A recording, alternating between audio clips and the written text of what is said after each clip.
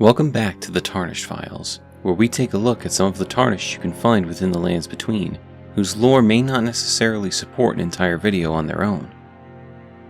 Today we're going to be taking a look at Magnus the Beastclaw, Dolores the Sleeping Arrow, Preceptor Miriam, and Inquisitor Gaia. Magnus, Miriam, and Gaia can only be found in one specific location each, while Dolores can be missed entirely if we don't follow Celivis's quest. We hope that by diving into these characters, we can help build a deeper appreciation for the many stories that can be found throughout the Lands Between, and further flesh out the world of Elden Ring. Before we get into the stories of these Tarnished, we wanted to take a second to ask you to hit that subscribe button. Whether this is your first time on the channel or you're a repeat viewer, we're happy to have you along with us for this episode of the Tarnished Files. If you enjoy the content we're putting out, please consider subscribing and hitting the bell so we can continue to grow this amazing community. Thank you again for all of your support. Now let's get back to the stories of these Tarnished.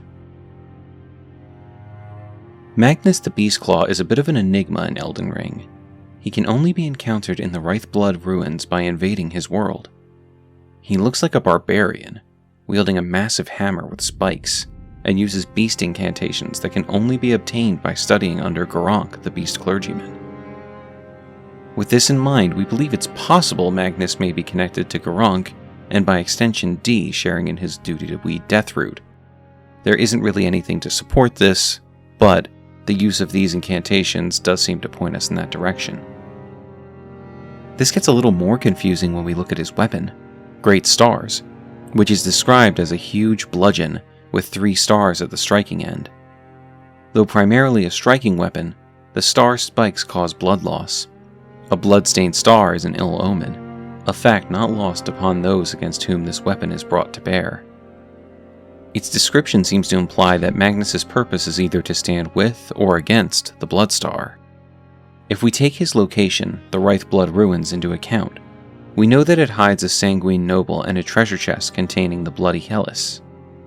Finally, it's important to note that we can fight Magnus to fulfill a portion of White Mask Vari's questline that needs us to invade other players.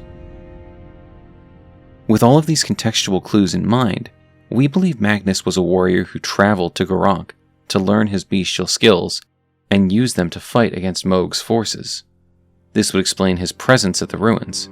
He was seeking out the Sanguine Noble here, and the reason Vari wants us to kill him, to protect others working under the orders of Mohg. His weapon, the Great Stars, is ironic. He covers his great stars in blood, which represents an ill omen to those he hunts. Next, we want to talk about a Tarnished we never actually get to meet in the game. She can be bought as a puppet from Celivis if we follow his questline, by giving Nefeli Lu his potion, or she can be found on Pidia's corpse if we chose to support Nefeli. This puppet's description tells us Dolores was one of Celivis's favorite puppets, used to summon the spirit of Dolores the Sleeping Arrow, spirit of a handsome archer who dressed in the style of a man. Called the Silent Hunter by some, she fires St. Trina's arrows from her shortbow. Dolores once belonged to the Round Table Hold, where she was both a critic and a friend of Gideon the All-Knowing. It was because of her that he and Celivis went their separate ways. So while we never meet Dolores in the flesh, she's had an impact on the relationship between 2 big players in the Lands Between. She was a critic and friend of Gideon, which means she must have been held in high regard if Gideon allowed her to be outspoken against him. And she is the catalyst for the feud between Gideon and Celivis. To us, this description implies that Celivis saw her dissension of Gideon's methods, and decided to stop this by turning her into one of his puppets. Upon learning this had happened, Gideon cast Celivis out of the Round Table and cut ties with him out of loyalty for his now dead friend. There is another possibility, that Gideon and Celivis conspired together to remove a voice of dissension from the Round Table's ranks. We see from her weapon that Dolores had an affinity for St. Trina. Perhaps she believed following the path to Elden Lord was a fool's errand, and a true change would come with Miquella. This would certainly go against Gideon's plans, and removing her would be to both his and Celivis's benefit. We can't know for sure, but we'd love to learn more about this Tarnished whose only lore comes in the form of her puppet. Preceptor Miriam can only be found in the Carrion Study Hall. Whether or not she is tarnished is up for debate, but for the sake of the Tarnished Files, we're going to assume she is. She can cast various Carrion magics, and unlike other battles we have with the Tarnished across the lands between, she's able to teleport away from us, sending various spiritual enemies after us as she retreats and attacks from afar. This battle can be grueling if done the way the game intends, as she will constantly be casting towards you while sending waves of enemies your way.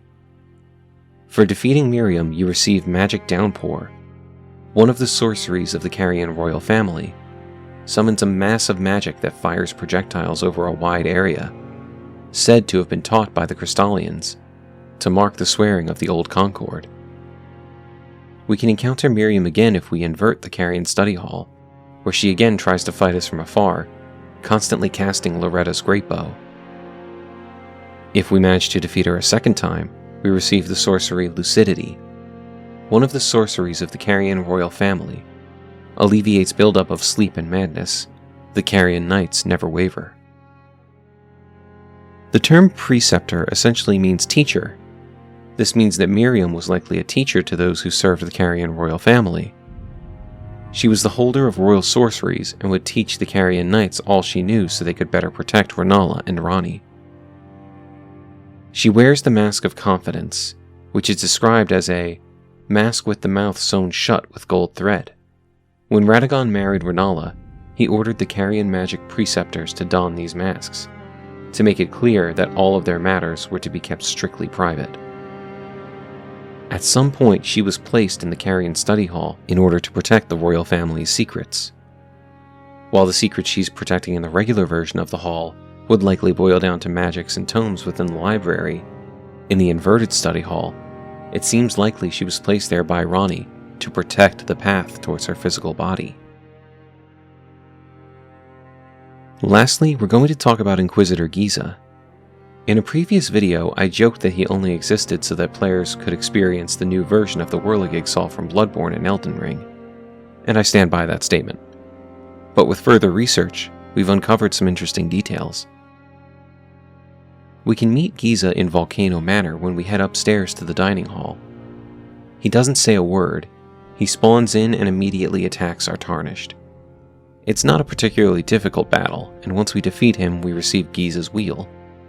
This weapon is described as a great iron wheel lined with flesh-flaying blades, device of torture used by Inquisitor Gaia. As the wheel spins, it causes severe pain and blood loss. The design was adopted for use as the iconic weapon wielded by Iron Virgins. We believe the term Iron Virgins refers to the Abductor Virgin enemies we can encounter through the game, and after looking into them, we found that when we face them as a boss, they drop the Inquisitor's Girandol. This weapon is an instrument of torture used on nobles behind the curtain at the Volcano Manor of Mount Gelmir. Its numerous spikes pierce the flesh, then singe the wounds with flame. The smell of burnt blood induces despair in the victim, a candlestick conceived by a thorough mind. The term Inquisitor means literally a person who asks questions, but in this context it clearly means a torturer after information. Between the Gaia Wheel and the Inquisitor's Girandol, we see the tools of Gaia's trade, and when exploring the Volcano Manor town, we find a building full of Albinaurics in cages. To us, they seem to be victims of torture. We believe this is where Gaia would do his work, torturing the Albinaurics, trying to learn the whereabouts of Miquella. After all, Rykard's goal is to devour the gods, and in order to do that, he needs to know where they are. We believe this was Gaia's position within the manor.